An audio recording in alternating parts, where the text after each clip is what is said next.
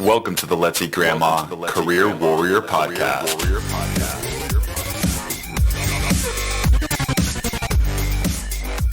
All right, welcome to the 57th episode of the Let's Eat Grandma Career Warrior Podcast, where our goal is not only to help you land your dream job, but to help you live your best life. Today, we have an episode all about personal finance.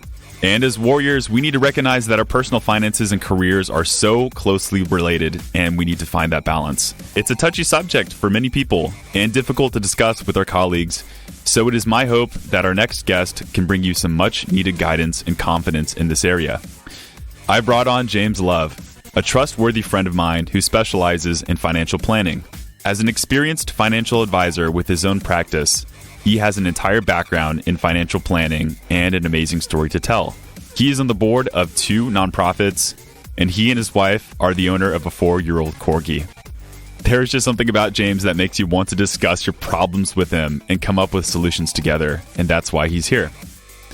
So let's talk personal finance and make your life even more fulfilling with our 57th episode of the Career Warrior Podcast.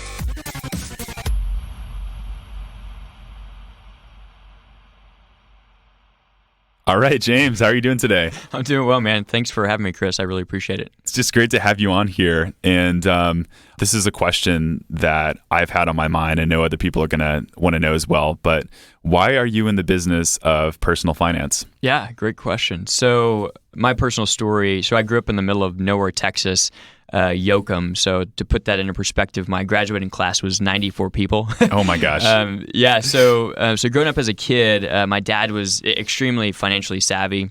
401k with work, hundreds of thousands in stocks, 401k, ExxonMobil, Pepsi, Yum Brands, things like that. So from an outsider's perspective looking in, it looked like he had everything taken care of. And whenever I was 3, he was diagnosed with cancer, melanoma. And so Mom and him went to go to try to find some of the basic insurances because that was something he didn't check off. And so, of course, he was denied everywhere because of pre-existing conditions. So from that point on, he went through long-term disability, went into long-term care, and then into hospice. And so really just depleted the assets after that. Yeah. And so whenever he passed away, whenever I was 3, my brother was 2, left behind, mom, single-parent school teacher, raising 2 kids. So as you know, school teachers make a ton of money. Oh, yeah. Rolling in the dough. Of course. So, because of that, what it did is it taught me the value of savings, but not only the value of savings, just really the value of planning and thinking ahead. And so from some of the Social Security money that, Mom received whenever I was a kid, she allowed me to take some of that money away. And so, at the age of, 4, I bought my first CD, certificate of deposit. Not Britney Spears, but actually a CD. Mine was Backstreet Boys. I think it was like Millennium or something like that. Classic. I love that CD. Yeah, that was my second CD for sure. Right? Nice. So, and then I bought mutual funds at 12, and I bought AT&T stock at 16, and then I day traded the futures and commodities market at 21. And so I've always loved this idea of building wealth and creating it from nothing, but at the same time understood the value of protecting wealth as well. So that's what I do. That's incredible. And I always tell people I really like the fact that you brought up the value of savings, and even I don't think I found it to be that important until a few years ago when I ran into some trouble myself with doing the startup. And we all know, like school teachers, people who start startups aren't really rolling in the dough either. No money tree out back. Oh man, it's tough. Unless you have investors who are with you from like day one, cash flow is always a concern. So I found savings to be of utmost importance because you want to make sure that you do have some, financial security and things like that. So I'm right there with you, and I'm personally invested in this episode, and I just really want to learn some really cool key principles here. Let's do it. Yeah, let's do it. I just want to also touch upon why is it such a touchy subject? Like, what are some of the emotions that are involved within personal finances? Yeah, so I believe it's a touchy subject just because of our parents' generations and grandparents. It was something that they really didn't talk about finances. So folks that came from the Great Depression, they didn't have a lot of money and they went through a really, really tough time. And so our parents and grandparents, because of that, they really didn't touch on finances, and they had this stigma of not talking about it with their kids. In reality, that's one of the worst things you can do. And so one of the best things, what we found is, being able to talk about it openly. Yeah. right? And you may not get into the minutia of how much you have in savings or investments. That may be something that's relevant, but really just day to day, what's important and why we're paying this, or why are we investing here? That's type of mindset. That's a good point, because wow, it is like just this really taboo topic sometimes that we are afraid to talk about. But if we don't talk about it, it's like one of those things that could seep into like further issues and problems. Oh, 100%. I believe this is probably one of the best opening questions I could lead into, because I'm sure this is something that a lot of our listeners are going to wonder. What do you think are some of the biggest challenges that we have in our 20s and our 30s when it comes to personal finance? And then we'll kind of delve into it from there. Yeah, so 20s and 30s. So I believe that the biggest issue is just not knowing exactly what to do. We're trained, we go through grade school, we go through middle school, high school, even college, and this is not talked about, right? It's a very taboo type of subject. So one of the things that I found is really just creating a system, right, and creating habits. We go to work and we have our job title and we know exactly what to do, and that's our systems that we do. Right, wake up in the morning and we go to the bathroom, we brush our teeth, take a shower. Right, it's the system, and so we want to really create habits around finances and savings and investments as well. And that's where I found the lack thereof puts people in a very stressful position. And a lot of times they go through life in their 20s, 30s, 40s without savings, only spending. And so they wake up not well positioned. And that's what we're finding in today's society as well with retirement. Yeah, exactly. And so you talk about having a system and things like that. I wholeheartedly agree with it. I think I'm a big budgets, Excel spreadsheet kind of guy. And I know for me, that's the way I like to look at things. We may have people who are in different stages, but let's say I'm in kind of the very beginning stages of not really having a framework or a system for organizing myself and my finances. What's step one, James? What do you really think it is? Absolutely. So for those that aren't spreadsheet happy and love spreadsheets, that's me. Yeah, that's you. You're the 1% on that one. So one thing I found is, again, just creating a system. So there's a helpful budgeting tactic. And by the way, all you listeners and viewers out there, do not turn this off. This will be one of the most impactful budget conversations that you will ever have. Sure. I promise. Let's do it. Listen up. Turn up your volume right now. Yeah, turn it up. This is a game changer. So there's a helpful budgeting tactic my wife and I do. And I would say 95% of our clients do this as well. And it gets people from saving anywhere from 5 to 15% of income up to 30 to sometimes 70 in a matter of 2 weeks to sometimes 3 years. More importantly, though, is not only do they end up saving a great deal of money, but they actually have more fun with the money that they're spending. So I'll dive into that. So we'll take a real-world life example. So somebody who's just starting out. So here in Austin, work with tons of clients as well as across the country. So we'll say I have a client. We'll call her Josie, because that's her name. We'll leave her last name out, of course. So with Josie, just getting started, she's 26 years old, making $65,000. And so whenever we look at the budget and the framework, one thing I found is that budgets typically don't work. And why is that? I would wonder why. Yeah, why is that? Because I've had so many budgets before, and I'm like, this is not what happened. Yeah, right. So a lot of times, here's the order of operations. It's we get paid, we pay the bills, we have fun, and we save whatever's left over. For those that have actually done a budget, one thing I found is you may stick to the budget, for the first week, maybe the second week, and then you do it for the rest of the month, and you look back, and it's like, oh dang, I spent too much money on eating out. I'll do better next time. You go to the next month, oh dang, I spent too much money eating out. I'll do it again. So that's been me every month forever. Forever. Yeah. So really what you're doing is you're looking back. There's no real time data on it on, hey, how are you tracking towards your goal? So really the three things that we need to do. One is figure out how much money is coming in on a monthly basis, right? So if you're W-2 employee, there's also ways to do this with contracted employees or business owners or 1099s. We can talk about that as well. But what you want to do is first figure out how much money you have coming in, right, on a consistent basis. So imagine we bring in $5,000 a month, okay, as an example. And so what we want to do is figure out then what is our bare minimum living expenses. So this would be like the mortgage or the rent. It could be the auto insurance. It could be the groceries. This doesn't include, eating out. We'll get to that here in a second. And so just the bare minimum living expenses, student So we're loans as talking well. like this is like your rent, this is your gas money, this is groceries, things like that. Yeah, absolutely. Yeah, so just the then bare loans. minimum. So like Okay. ramen noodle type of diet. Yeah. So bring in 5, we'll say their bare minimum expenses are $2,500. Okay, that's pretty common here in Austin, Texas. And so the third thing what we want to figure out exactly is, well, what do we want to spend on X, Y, and Z? So what I'll do is give you an example of, having an allowance. So for example, Chris, did you have an allowance as a kid? I did. You did? Okay. I did. Do you remember what you spent it on? Like, what was that one thing you were happy, and really spent it on? Oh man, that's a great question because the parents, they take care of all the food and all that stuff, but at a certain age, it was like toy related stuff, and I liked video games. So, Absolutely. yeah. Absolutely. Okay. So imagine you bought, the Pokemon, right, game, for the Nintendo, Yeah. 64. How did you feel after purchasing that and saving that up with your own money? Excited and really good. Really good. Yeah. Right. Absolutely. So one thing that we want to do on the next one is have what's known as a fun account, right? A type of allowance. And so when doing this and setting this up, typically you want to put it away anywhere from 6 to 10% of income into this, right, into this account. Okay, so in this particular example here, that would be $500, right, on a monthly basis. And so what do you do? What's the order of operations? Well, one is you have a savings account, or a checking account that you set up that's just for the bare minimum living expenses. You get your own debit card for it.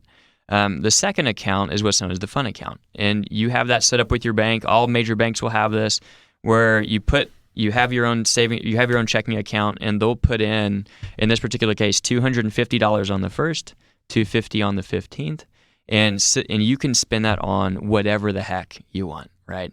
So, we're here in Austin, Texas. It's summertime, and it's really, really hot. So imagine you go into the store and you find that fishing shirt, the one that's really, really cool, that keeps you cool in the hot. Yeah. And so say you I go. want one. Yeah, we all want one, Now right? I want one. So imagine you go in there and it costs $45, right? And on your fun account, you can pull it up on your bank mobile app, and you realize you have $80.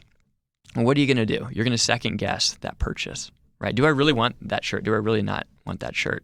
And whenever you purchase that, what happens is you actually have more fun with the money that you're spending, because in your brain it releases endorphins, right? Yeah. And you have more fun with it. Now, on the other hand, imagine you went to the shirt and it's really lime green and you wanted something more of a forest green. And so there, you're not going to purchase that shirt, right? And so what have you done there? You've avoided buyer's remorse. Yeah. Have you ever bought something and was like, why in the heck did I buy this afterwards?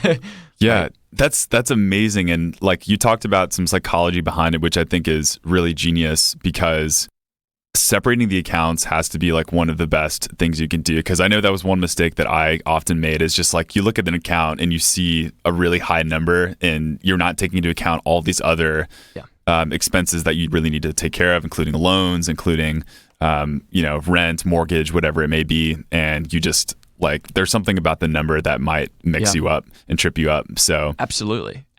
So in that example, again, bringing in $5,000 a month, bare minimum is $2,500. They get their own fun account for $500 on a monthly basis to whatever the heck that they want to do.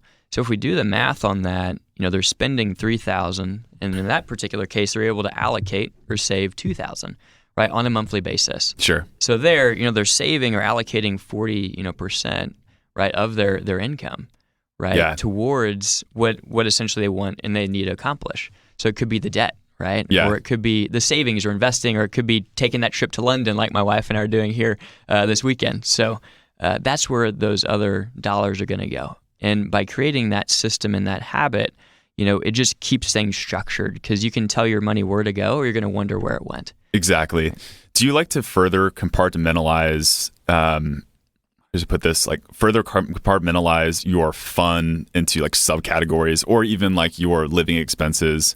Because I just know, imagining myself, I might end up spending more than I imagine on certain items like groceries, for instance. Sure. Good question. So that's where you want to go back. And I would say, if we look at it, one is we want to figure out, hey, what did we spend in the past 3 months, and average that out, right, with groceries. Or if you're up in the Northeast, essentially it may be more expensive in the wintertime because of paying for heating than it may be in the summertime.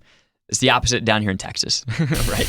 It's really, really hot. So we have a lot as far as going to electricity versus that in the winter. When I got my first electricity bill here in Texas in the summertime, I was blown away. Yeah. I was mad. Yeah. And there went all my money, right? Yeah. So there it went.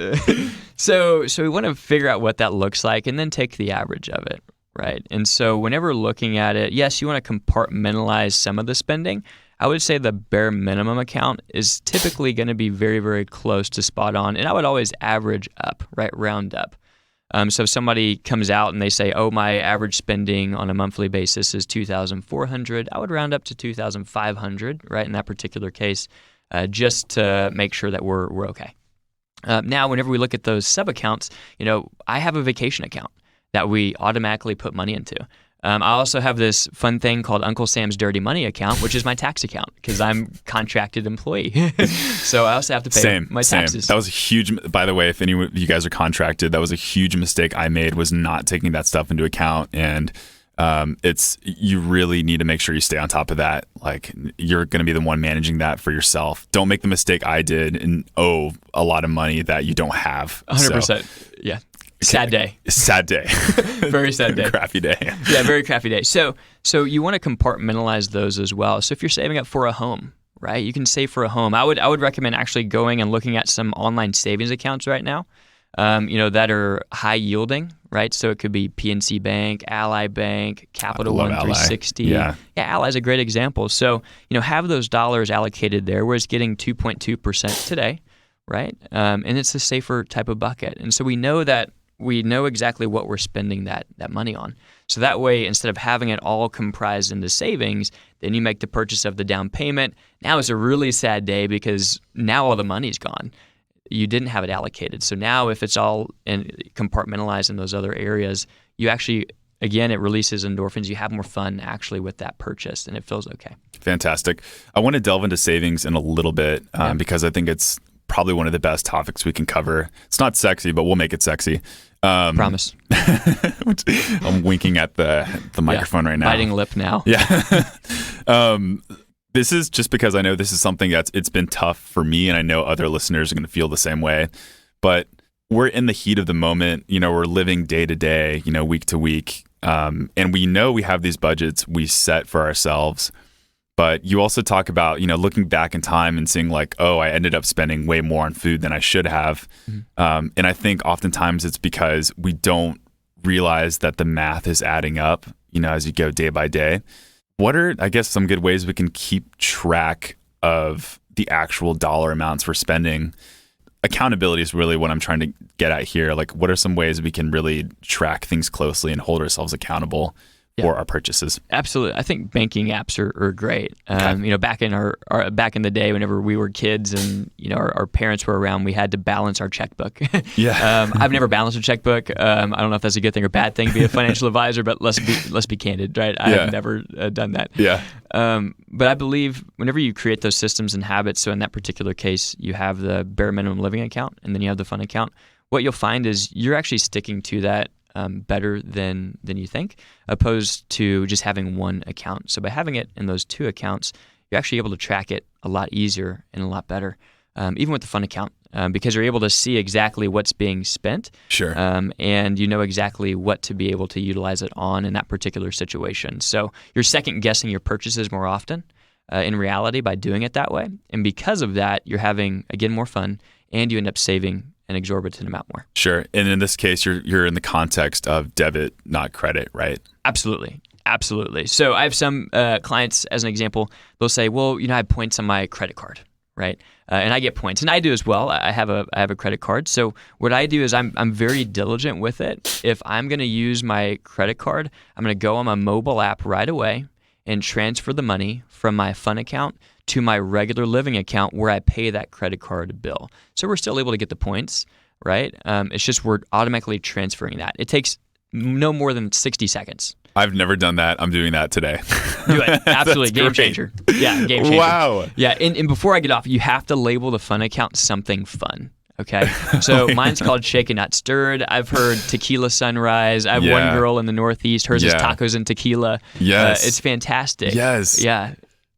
That is going to be a game changer for me. And like one thing, I mean, we have, bachelor parties here all the time in Austin. And so this is Bachelor Party Central. And that's one thing that I can see depleting from my account in general. So I think having that fun account is like one of the best ways we can be proactive to make sure Absolutely. that we're not going overboard. Yeah, absolutely. Yeah. And touching on that, since bachelor parties, whenever you're married, you can also do a fun account. And what you do is you get one meal eating out per week that goes on the regular live account, right? You have to pursue the spouse even in marriage. So you get one meal eating out per week that goes on the regular live account. Now, each spouse is going to have their own checking account for fun. They're going to combine their finances, right? But they're going to have their own savings, their own fun account on the side. So what does this do? The spouse, the husband, is able to, spend whatever he wants, right? The wife or the husband is able to spend whatever they want, and there's absolutely no arguments in finances, right? Because they have their own account. It's not, honey, why'd you go to Sonic, right? It wasn't even happy hour. It was $4. That's never happened before, right? So you're able to do that. And by doing that, it alleviates the arguments in finances completely. And so I've had it where clients have come up to me years later and they said, James, this is truly like saved our marriage. We're arguing in finances. Beforehand, it was a really tough subject. And now, everything is okay. That's awesome. Yeah. James Love here, not only saving your finances, but saving marriages. That's the hope here. That's the hope. Great. I want to delve into savings real quick, and then we'll have our lightning round of question after question with quick response. Do it. Wanted to delve into savings a little bit because I know this has got to be one of the most powerful principles when it comes to your finances. How really should we prioritize our savings? Because there are so many different things that we are told that we should save for. There's retirement, there's that first home, second home, whatever it is.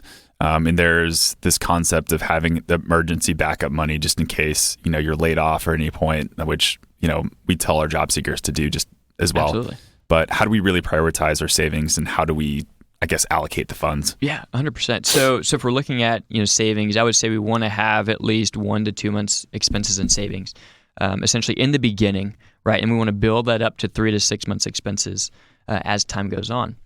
Now, if we look, we have to actually just be diligent and start those good habits, right? It's going to be painful in the beginning, right? It's like working out. In the very beginning, it is painful to start working out, right? You're sore. You don't really know exactly what you're doing. Oh, yeah. And you look, and you look back the next day and it's like, there's no results. Like, what happened? This wasn't anything. But if you keep it up and you keep doing that, you look back, a month later, 2 months later, and you see the results really start to come in. And so that's where, just like that of savings, compounding interest, doing that. And so, saving at least, 10-15% of income is ideal, and it is crucial. We need to save more towards retirement, and that may be another podcast for another day. Sure. But there's so much to talk about there. Absolutely, but just creating those systematic habits is really crucial in forming your long-term success. So 10% savings at least, bare minimum, is what people should be. Yeah, no matter what their income level is. Absolutely, no matter what. And again, if you're working paycheck to paycheck, start with $5, start with $10. Do something on some basis sooner rather than later, and bump it up over time. So my most successful clients, whenever they get pay increases, what they do is they take 50% and they put it towards savings, right? Their income, they put it towards savings. They take 50% of that other bonus, or it could be that pay bump, and they allocate it towards their fund account, right? They bump up their standard of living. So they look back 5 years, 6 years, 7 years later, and they got multiple raises, hopefully, right? If you're a good employee. And when doing that, not only are they saving more money, but they're also having more money with themselves as well. Instead of, we see in today's world, they just spend it all, right? They get a bump up in pay. Oh, now I'm going to get the new boat, right? Or I'm going to get the new car. And that's okay to some extent, right? I'm not saying you can't be happy with finances. It's just what we see. Yeah, fantastic. So say I have a goal, and this is, I'm sure, related to a lot of people. So I have the goal to build up some retirement money. I have a goal to be secure in the sense if I get laid off, I'm gonna be able to pay rent at the end of the month. And let's say I also have a midterm goal like saving up for a house. Those three things, should I divide it into like a pie chart sort of situation? Your brain, yes, absolutely. Yeah. That could be good. That's my brain. Yeah. That's your brain. Yeah. So we want to keep the end in mind, right? What are we actually saving for? So whenever we look at retirement, one of the things is you can always take out a loan for a home. You can't take out a loan for retirement. right? You're not going to be able to do that. So at least allocating 10 to 15% away towards that goal is crucial. I don't know why I've never thought about, but that's so true. Yeah. Right. So you want to allocate towards there. And depending on different accounts, we'd rather pay taxes on the seed rather than the harvest, meaning we'd rather pay taxes on our money today, more than likely, rather than later on, depending on tax brackets. So that's where things like Roth IRAs, right, may come into play. So you're able to touch the money on the back end tax-free. Or Roth 401k with work. If you have one of these with your employer, I would highly encourage you to look into this as well. And once we have those dollars, right, we save first. Now we're able to allocate to the different areas that we want, such as the mortgage, right, or the future home.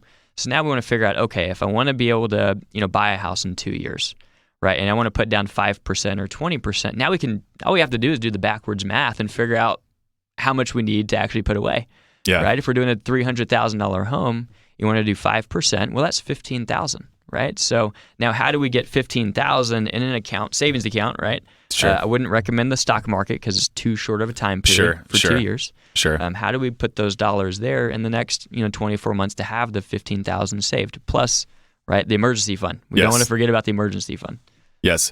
We're going to have a separate episode on retirement just because there's so much we can go with that episode. Just that's going to be a beautiful topic, I think. It will be magical. Rainbows, sunshines, yeah. Butterflies Retirement. We're going to make it interesting for you guys. Don't worry. Promise. Perfect. So I want to get into a lightning round here before we conclude with your final thoughts and how people can find out more about you here. First question is, what is the number one mistake that people are making in their finances? Not saving. Not saving. Okay. Not saving at all. Okay, fantastic. What is one bad piece of advice that many other people in the financial world are giving to people out there? Pay off your home as quick as you can and not save. Oh, wow. Not invest. Can you delve into that for about 30 more seconds? Absolutely. If you do the math on it, you will have more money at the end of the day by investing than paying off your home right away. Because your mortgage may be, we'll call it 4%. If we look at the market, we'll say we get a bare minimum return of 6 to 8% on average, right? And you do the math on that, the investment account will exceed that of the mortgage interest rate. A lot of it is, and this is why I'm bad at it, a lot of it's math. And so I think that's where people like you come into play to bring those things to light. Yeah, look up dead equity and you can do your own research if you like. Dead equity, okay. Yeah, dead equity. That's what your own home is. Excellent. And concluding, if you can give just one piece of advice to every person listening on this episode for the personal finances, what would it be? I would say create a system and systematic habits. Not only that is, I would look at a coach, to be totally candid with you. If we look at Michael Phelps, for instance, arguably the greatest swimmer of all time, my wife loves him. I don't know if it's the Speedo or if it's because, he's amazing at what he does. But, he has multiple coaches, right? He has a swim coach, a head coach, a dietitian, and a workout coach. And I can guarantee that there's some days that he does not want to go in the water and swim, right? But he does it anyway because he has that coach. And so have accountability, find a coach, whether it's, another advisor, whether it's me or you have another mentor. I would say that's really the first step is doing that. Fantastic. Well, James Love, you've been an excellent guest. James Love here in the studio here at Capital Factory / Let's Eat Grandma headquarters. We're just so glad to have you in here and can't thank you enough for doing this episode. Appreciate it. It was fun. It was a good time. How can people find out more about you and how can people connect with you? Yeah, absolutely. You can find me on LinkedIn. It's just James Love. You can find me on my email, james.r.love@nm.com. I'm sure there'll be a link essentially to my webpage on this potentially after this. Yeah. As always, what I'll do for your listeners who are jogging or driving in your cars is at the bottom of the description, I will drop James's URL and his LinkedIn and his email, so that way you can be in touch. Absolutely. If you have questions, let me know. I'm happy to help. Perfect. All right. Well, this concludes our 57th episode of the Let's Eat Grandma Career Warrior podcast. Just so excited to get into topics like this because, this podcast is not just about your job search. It's so much more than that. We cover things like finances, relationships, and other things. So if any of these things apply to you, please hit that subscribe button because we just have some amazing content coming up here. Who knows, maybe we'll have James here in the near future to talk more about savings and retirement. So this concludes number 57, and we'll see you guys soon. And for more on your job search, make sure to check out letseatgrandma.com. That's where you can find our blog, where we post the podcast show notes and so many more articles that will help you in your job search. You can also check out our resume services if you are interested in getting your resume professionally reworked. And please make sure to show us some love by jumping onto iTunes and leaving us a rating. The support from my fellow warriors will show the world how great this podcast is and help other people in their job search. Pay it forward.